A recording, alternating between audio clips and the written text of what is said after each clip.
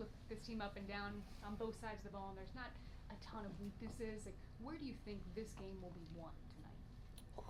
Probably defense. Just, two good offensive teams. We're going to be able to slow down, each of us slow down the other team. They're obviously really good defensively, and we're good defensively. So I think that's where it'll start. That's where it'll end. Do you did you talk to Steve Kerr this week? Are you a guy who? Yeah, Yeah. he's besides being a mentor and a colleague, he's a good friend. When you're with someone for that long, and you go through NBA seasons, you know how it is, Serena. You end up being you spending more time with your staff and your family, really. So we got pretty close, and we text all the time and talk about a lot of things. Consider him a great friend. So what is the human element of facing your former team and all everything that goes with that? My high school coach used to say, "There are no friends in competition."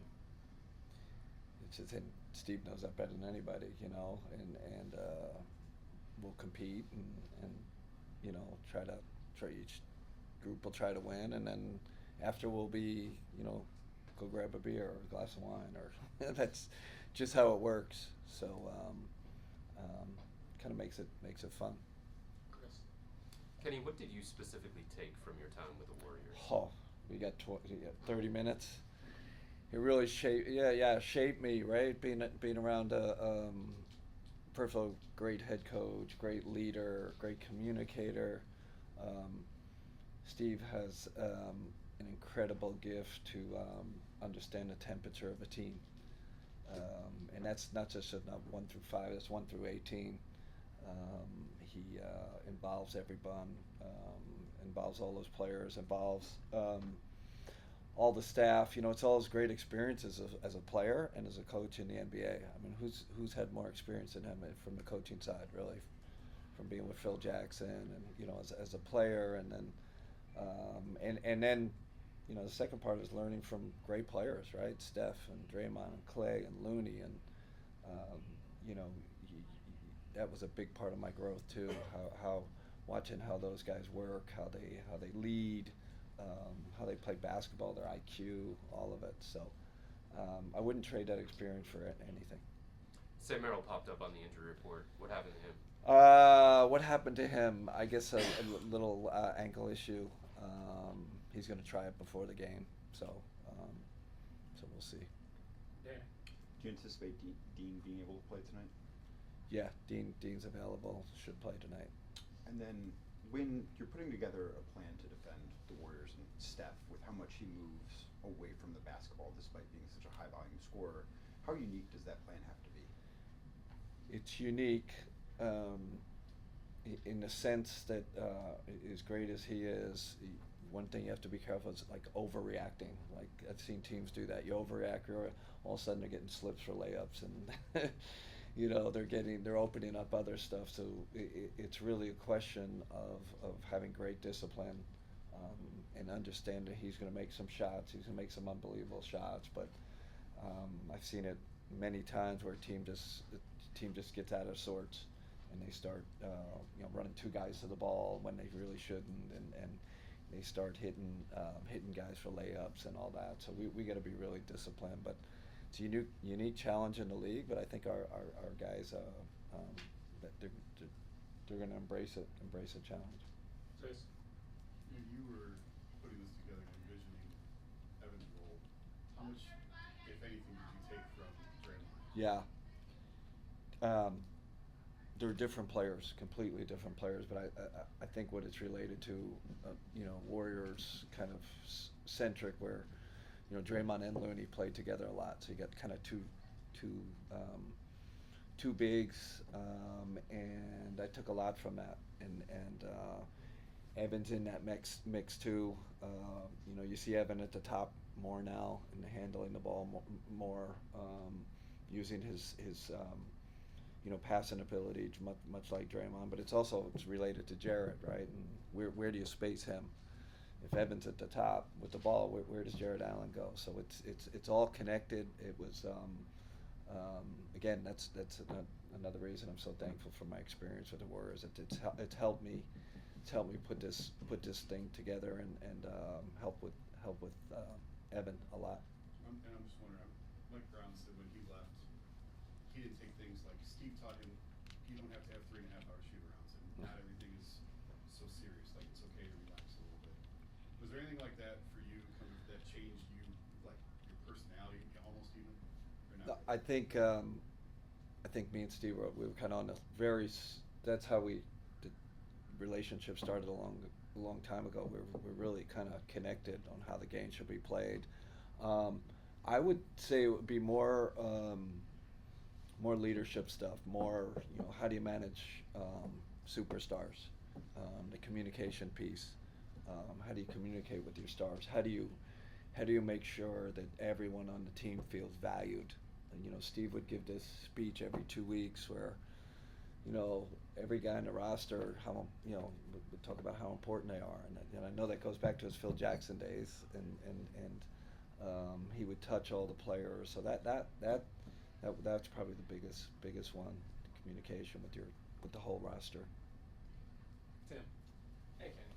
Hi, Tim. Nice to see you. Snuck in there. I did catch the game there.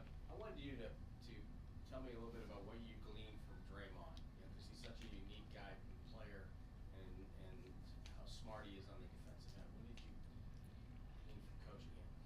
Oh man. Yeah, and I don't even know. It's probably balance offense and defense. Like everyone's saying, oh, defense, great defender, no doubt. But maybe offensively, how to read the game. I don't know if you guys know. Like, he's the best skip passer in the league. Like, he knows how to skip the next guy. And it's unique to him. And you'd have these conversations with Draymond, and he'd educate you, and you'd talk about why hey Draymond, why do you throw the skip? And he would be very forthcoming, right? But there's so many instances of that,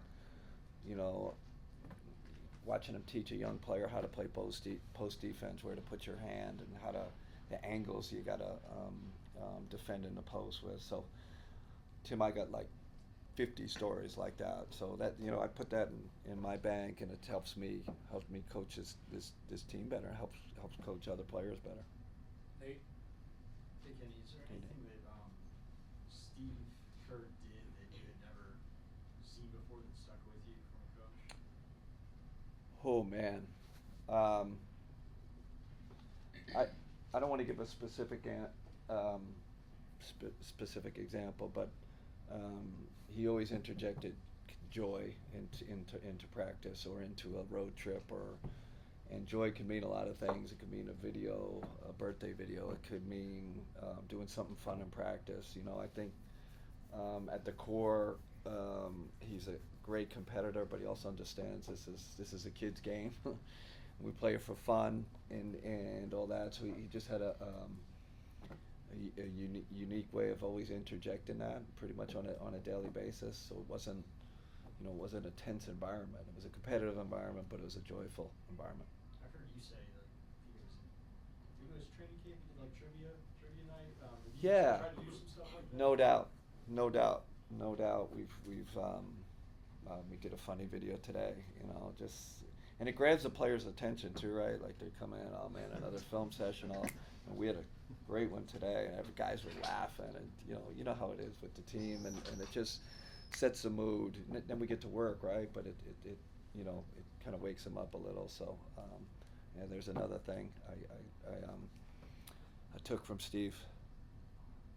Tim. I know where I stand in the Tim pecking order. He raised his hand. Yes, he did. So, Coach, a lot of Steve Kerr questions here, but they say that coaches can teach assistants how to fight through adversity. You can learn. But did Steve teach you anything about coaching while winning? And is there a challenge to that sometimes? Yeah, I mean,